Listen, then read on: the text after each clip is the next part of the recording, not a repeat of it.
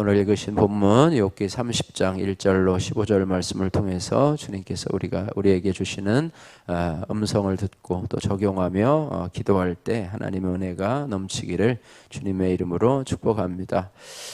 오늘 본문의 말씀은 이 욥의 탄식에 대해서 말씀을 하고 있습니다. 욥은 과거에는 사람들로부터 존경을 받았지만은 지금은 이 고난을 당한 후에는 이 비천한 자들에게까지도 조롱과 또 놀림을 받는 처지에 있게 되었습니다. 어쨌든 그런 가운데 있는 그런 욥의 자신의 처지를 탄식하는 그런 장면, 그래서 도울 자가 없구나라고 말하면서 13절에 그들이 내 길을 헐고 내 재앙을 재촉하는데도 도울 자가 없구나라고 하면서 자신의 고난 속에서 부르짖는 그런 내용이 오늘 본문의 말씀입니다. 오늘 1절에서 8절 말씀을 보시면은요, 이 비웃는 사람들에 대해서 말씀을 하고 있는데요.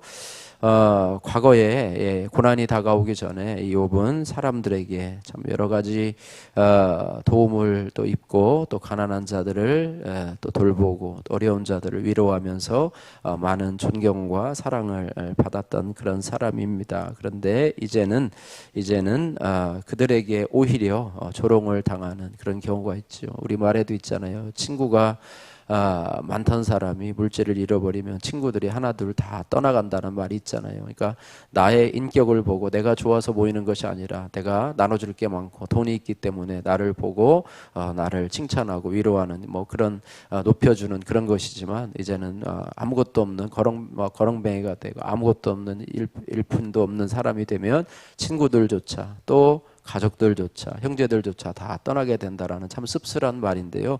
욥도 마찬가지예요. 그가 재산이 있고 또 그가 나눠줄 물질이 있고 하다 보면 정말로 그 주위의 사람들이 모이게 되면 욥에게 뭐라도 받을 수 있다라고 하는 그런 희망 때문에 욥을 존경하고 또 진짜 존경인지 모르겠죠. 어쨌든 물질을 얻으려고 하는 거니까. 근데 결국에 그것이 다 없어지자 사람들조차 조롱하는 그런 모습을 보게 됩니다. 1절 말씀 같이 한번 읽겠습니다. 그러나 이제는 나보다 젊은이들이 나를 비웃는구나. 그들의 아비는 내가 보기에 내 양떼를 지키는 개 중에도 둘만하지 못한 자들이니라.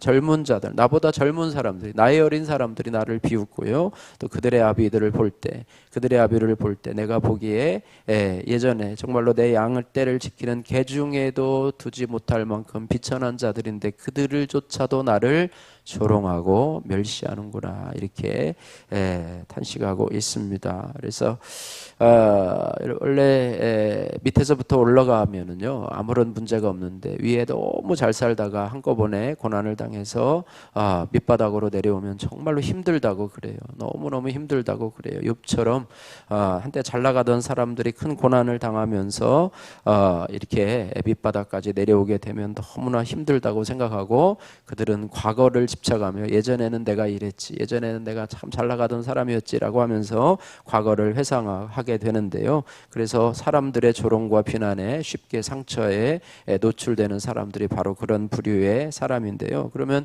어떻게 하면 우리가 이런 고난에도 상처받지 않고 하나님 앞에 믿음을 유지할 수 있는가? 그것은 바로 자신이 100% 죄인임을 인정하면서 사람들의 비웃음에도 내가 끄떡하지 않고 할 때 그 고난이 오히려 나를 성장시키는 계기가 될 수 있다라고 하는 것입니다. 그래서 참 힘들겠죠. 사람의 조롱과 멸시는요 누구도 참기가 어렵습니다. 깔보고 얕보고 뭐 눈빛으로 말투로 또 실제적인 행동으로 그렇게 하는 건 참으로 쉽지 않지만, 그러나 하나님이 나에게 허락하신 환경 속에서 정말로 나는 그런 대우를 받아도 마땅한 사람이야 라고 하나님 앞에서 자신을 죄인으로 인정하면서 이를 통해서 나의 이런 나를 거룩하게 성장시키려고 하시는 하나님의 뜻을 이해하며 오히려 감사할 수 있다면 그것이 자신을 성장시키는 계기가 될 수 있고, 또 그 조롱과 멸시에도 오히려 내가 상처를 받지 않고 잘 건너갈 수 있는 그런 모습이다라고 말씀하고 있습니다.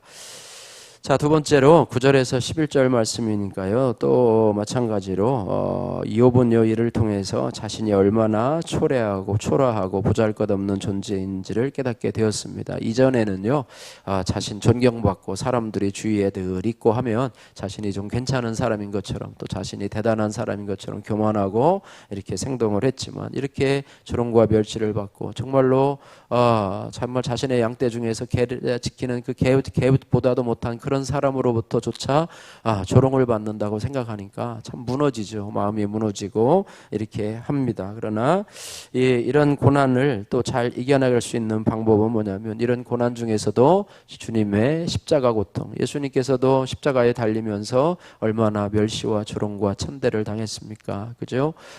유대인의 왕이여라고 하면서 머리에 가시면류관을 씌우고 또 자색 옷을 홍포를 입히면서 유대인의 왕이여, 또 채찍질하면서 이렇게 하면서 또 십자가 위에서도 네가 하나님의 아들이면 거기서 내려오라라고 하면서 온갖 조롱과 멸시와 침뱉음과 또 채찍질을 당하면서도 예수님께서는 그 고통을 우리의 구원을 위해서 참아주셨고, 또 하나님께서 자신에게 맡겨준 사명을 위해서 그 고통을 다 참아주셨다고 하는 거예요. 그래서 우리에게 고난이 올 때 우리는 하나님 어떻게 나에게 이런 고난을 허락하십니까? 왜 나에게만 이런 어려움을 허락하십니까? 라고 하면서 원망하고 불평하고 탄식할 때가 참 많은데, 이런 가운데서도 우리가 어떻게 이 부분을 잘 넘길 수 있는가 하면, 하나님 앞에 인내하며 하나님의 뜻이 있겠지, 하나님의 뜻이 있을 거야, 이렇게 나를 낮추시는 데는 하나님의 뜻이 있을 거야 라고 기도하면서 잠잠히 하나님 앞에 나가야 그 고난을 이길 수 있다라고 하는 것입니다.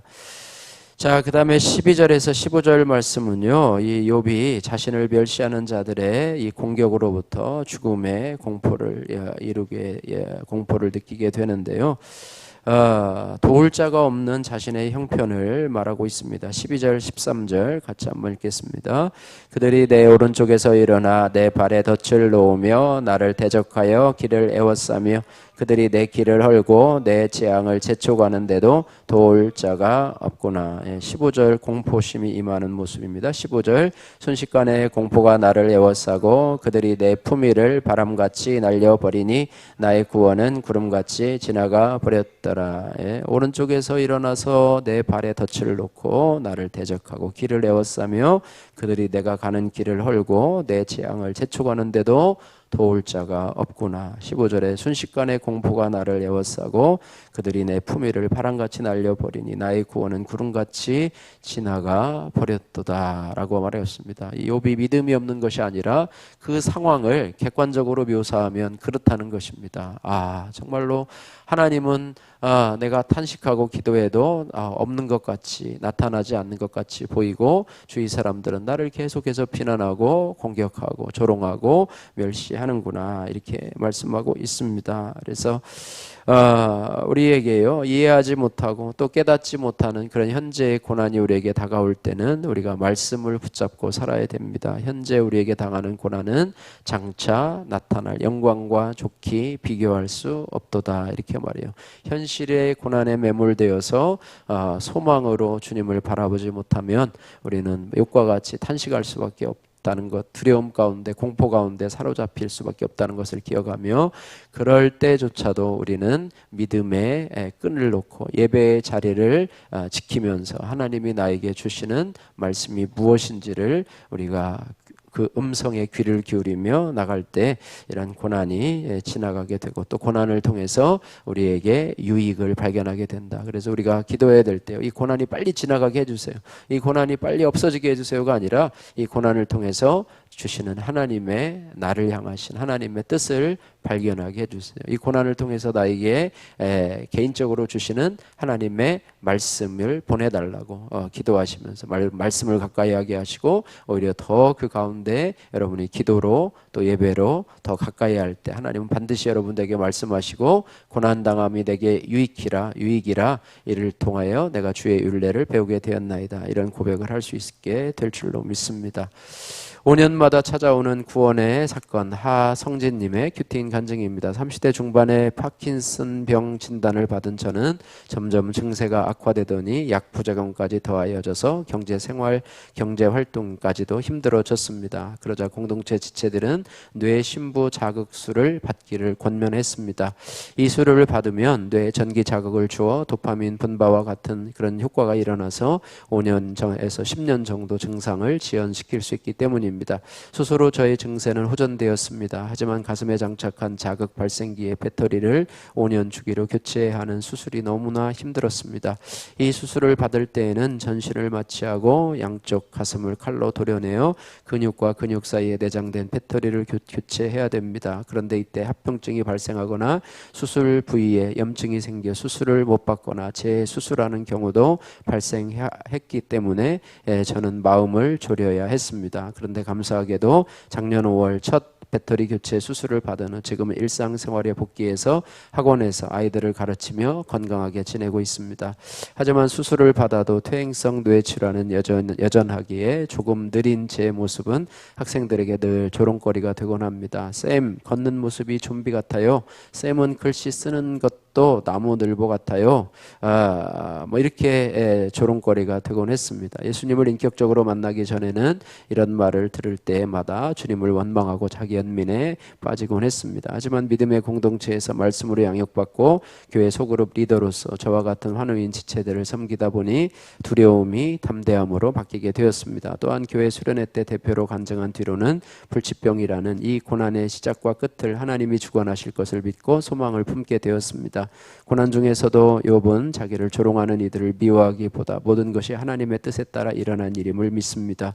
이처럼 저도 5년마다 수술 받아야 하는 일을 구원의 사건이자 믿음을 재충전하는 기회로 여기며 잘 인내하겠습니다. 이 하성진님의 적용입니다. 5년마다 받아야 하는 배터리 교체 수술을 두려워하지 않고 담대히 받겠습니다. 두 번째, 저와 같은 환우들에게 큐티인을 선물하고 저의 삶을 간증하겠습니다. 바라기는 지금 현재 나를 무시하고 조롱하는 그런 사람 또 환경은 무엇입니까? 또 그로 인해서 내가 상처받는다면 이 가운데서도 하나님의 뜻이 있음을 여러분 기억하시고 담대함으로 믿음으로 나가시기를 주님의 이름으로 축복합니다. 기도하겠습니다. 사랑의 하나님 아버지 감사합니다. 아버지 욕과 같이 한순간에 모든 것을 잃는 극심한 고난을 당할 때조차 또 사람들에게 인정받고 잘 나가던 때를 기억하면서 하나님 과거에 집착하기보다는 과거에 집착하지 않고 저의 현실을 또 믿음을 직시하게 하시고 사람들에게 조롱과 멸시를 받을 때조차도 우리를 위해 십자가 고난 당하시고 멸시와 천대를 당하신 주님을 묵상하며 상처를 받지 않게 하여 주옵소서. 힘든 환경 속에서도 잠잠히 인내하며 십자가를 잘 지고 말씀 속에서 한 걸음 한 걸음 나갈 수 있도록 은혜를 덧입혀 주옵소서. 예수님 거룩하신 이름으로 기도드립니다. 아멘.